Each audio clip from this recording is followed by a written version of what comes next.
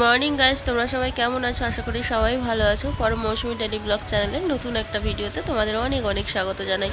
আজকের একেবারে সকাল থেকে ভিডিওটা স্টার্ট করলাম।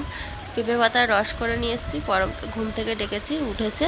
আর এবার পেঁপে পাতার রস খাওয়াবো। মুখটা দেখো একবার তার, আর ঘুমিয়ে দেখো চোখ মুখ ফুলে গেছে একদম।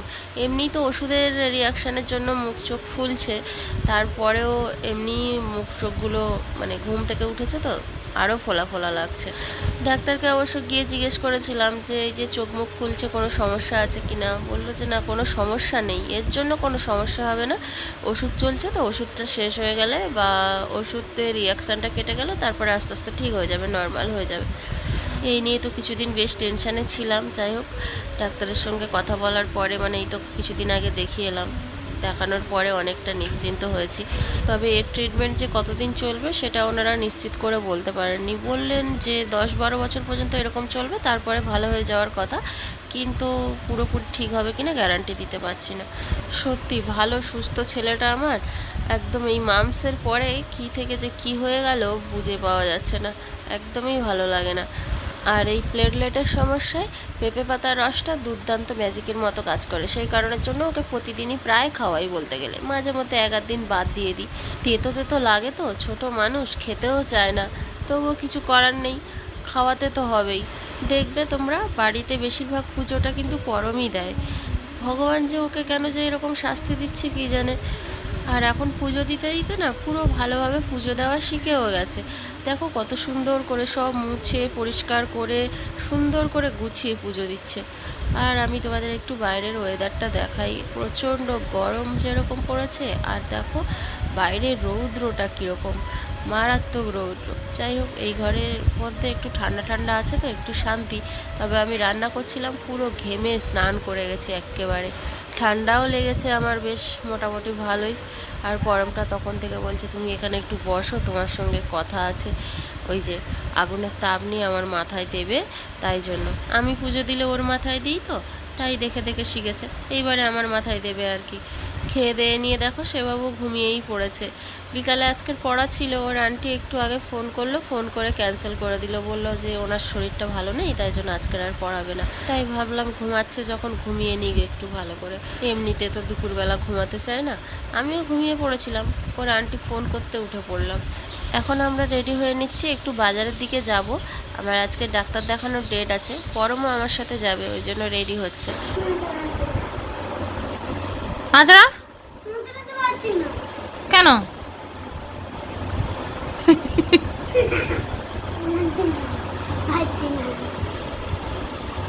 ও নিজের সমস্ত কাজ নিজে করতে পারে, কিন্তু শুধুমাত্র চুলটা আঁচড়াতে পারে না। তো একা একা চেষ্টাও করছিল, কিন্তু সেটুকুও পারলো না। লাস্টে বললো মা তুমিই আঁচড়ে দাও, আমি পারবো না। দেখো চুলটা আঁচড়ে দিতে আমাদের পরমকে কি সুন্দর দেখতে লাগছে, তা আবার দেখো মুখটা ভ্যাংচাচ্ছে কেমন করে। বাজার দিয়ে ফেরার পথে সবাই তো মায়ের মন্দিরে প্রণাম করছে। পরম তো সবার আগে, ও প্রণাম করবে তারপরে ঘন্টা বাজাবে। আগে ঘন্টা বাজিয়ে তারপরে প্রণাম করতে হয়, তো ও উল্টোটাই করে সব সময়। তো দেখো মায়ের শাড়িটা চেঞ্জ করে দিয়েছে, একদম নীল রঙের শাড়ি পরিয়েছে, বেশ খুব সুন্দর দেখতে লাগছে মাকে, তাই না? তোমরা কিন্তু কমেন্ট করে অবশ্যই জানিও মাকে কেমন লাগছে। এইবারে যাব বাড়ির দিকে, হাতে সব ভারী ব্যাগ, আলু, আম, পেঁয়াজ, টুকটাক সবজি বাজারও করা হয়েছে। হাতে এত ভারী জিনিসপত্র নিয়ে দাঁড়ানো যাচ্ছে না আর। বাজার থেকে আসার পরে প্রচণ্ড পায়ে ব্যথা করছে, আর এত পা ব্যথা করছে কি বলবো, কেন জানি না।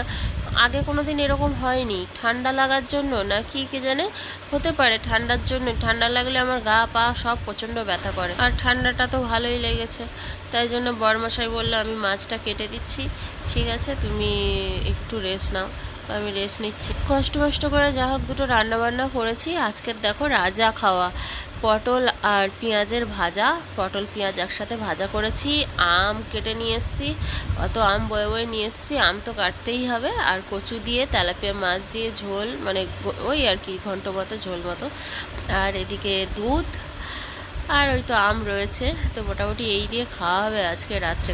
আর দুধ দিয়ে আম দিয়ে খাওয়া মানে একটা রাজকীয় ব্যাপার টাইপের। আমার তো ভীষণ ভালো লাগে দুধ আম, তাই জন্য বললাম। যেহেতু আমরা আজকের বাজারে গেছিলাম, দুধটা পাশের বাড়ি মাসিমার কাছে দিয়ে গেছিলো, সেই কারণের জন্য দুধ সন্ধ্যাবেলা তো পরমকে খাওয়ানো হয়নি, তাই এখন সবাই খাবে দুধ আর আম। আম খেতে কারা কারা ভালোবাসো একটু কমেন্ট করে জানিও অবশ্যই। আর আমার তো আম কাটা দেখলেই জিভে জল আসে। কোথা দিয়ে শিখেছি এসব? কোথা দিয়ে শিখেছি এসব? আমি গাইবো? আমি গাইতে পাই না। তো গাইস, আজকের ভিডিওটা এই পর্যন্ত। কেমন লাগলো কমেন্ট করে জানিও, আর ভালো লাগলে একটা লাইক অবশ্যই দিয়ে দিও। চলো আবারও দেখা হচ্ছে পরে একটা ভিডিওতে। সর্দিতে নাক টাক জ্বালা করছে যেন। যাই হোক, আজকের মতো সবাইকে গুড নাইট, টাটা।